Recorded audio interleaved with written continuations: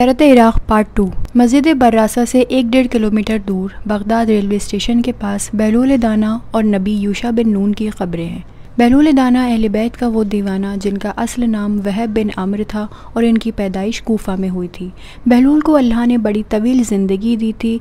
इन्होंने 5 इमामों का दौर देखा था, यानी 5वें इमाम इमाम मोहम्मद बाक़िर से लेकर 9वें इमाम इमाम मोहम्मद तक़ी अलैहिस्सलाम तक का दौर इन्होंने देखा और इन तमाम इमामों का बहलूल ने साथ भी दिया।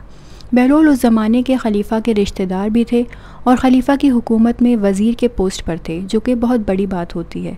हारून रशीद का दौर बहुत सख्त तक़िये का दौर था। 7वें इमाम इमाम मूसा काज़िम अलैहिस्सलाम को खलीफा ने ज़िंदान यानी क़ैद में डाल रखा था और बहलूल और तमाम शिया तक़िये में ज़िंदगी जी रहे थे, क्योंकि अगर खलीफा को पता चल जाता था कि ये शिया है तो खलीफा उसको कत्ल कर दिया करता था।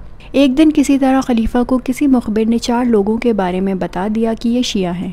उनमें से एक बहलूल भी थे। तो मुखबिरी के बाद ये लोग इमाम से मिलने क़ैद में गए और बोले, मौला आप सब हालात जानते हैं, हमें हुक्म करें, हम अब क्या करें। तो क़ैद में इमाम ज़्यादा बात नहीं कर सकते थे, तो इमाम काज़िम ने सिर्फ एक वर्ड बोला, जीम, जिसका चारों लोगों ने अपनी अक्ल से मतलब निकाला। पहले ने जीम से जिला वतन समझा, वो बगदाद से बाहर चला गया। दूसरे ने जीम से जमल समझा, यानी ऊँट पर सवार हो गया और उसको ऊँट जहाँ ले गया वो वहाँ चला गया। बहलूल ने जीम से समझा जुनून यानी दीवानापन, और बस इन्होंने उसी दिन से ऐशो इशरत और महल छोड़कर सड़कों पर रहना शुरू कर दिया। फटे पुराने कपड़े पहनने लगे, लोगों का फेंका हुआ खाना खाने लगे और इस तरह की हरकतें की कि लोगों को लगा कि बहलूल पागल हो गए हैं।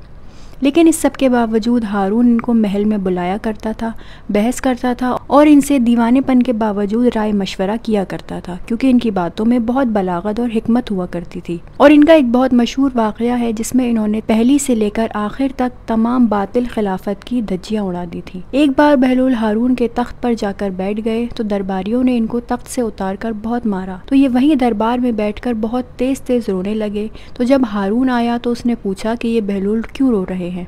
तो उन्होंने बताया कि ये फटे पुराने गंदे कपड़ों में आपके तख्त पर बैठ गया था। तो हारून बोला कि अच्छा किया जो इनको मारा। लेकिन बहलूल काफ़ी देर तक वहाँ बैठकर रोते रहे। तो हारून ने पूछा कि कब तक ऐसे रोते रहोगे, बस करो।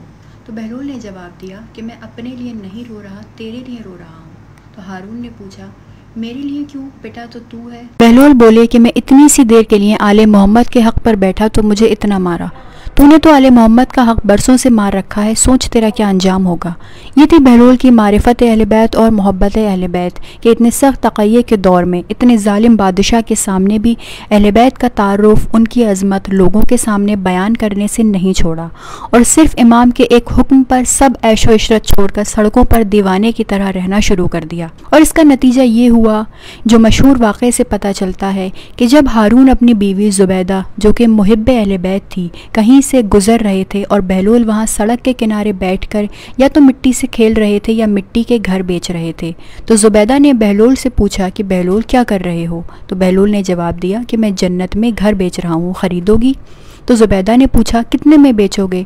तो बहलूल बोले कि बस एक खाना खिला दो। तो ज़ुबैदा ने कहा ठीक है, मैं तुम्हें खाना खिला देती हूँ, तुम मुझे जन्नत बेच दो। बहलूल बोले ठीक है, जन्नत तुम्हारी। ज़ुबैदा ने हारून से भी कहा कि तुम भी ख़रीद लो। तो हारून बोला कि मैं मिट्टी की जन्नत नहीं ख़रीदूँगा। खैर ये चला गया। रात को हारून ने खुद ख्वाब देखा कि क़यामत का दिन है, फ़रिश्ते ज़ुबैदा से तो कह रहे हैं कि जन्नत में आ जाओ और हारून रशीद को कह रहे हैं कि तू जहन्नुम में जा। सुबह उठा तो पहुँच गया बहलूल के पास और बोला कि जन्नत बेच रहे हो, मुझे भी एक घर ख़रीदना है। बहलूल ने जवाब दिया कि मैं बिना देखे जन्नत ख़रीदने वालों को बेचता हूँ, देखने के बाद नहीं।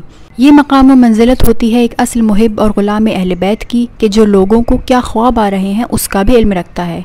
लेकिन अफसोस आज का मुसलमान ख़ुद अहले बैत की मारिफत नहीं रखता और गुमराही में ज़िंदगी जी रहा है।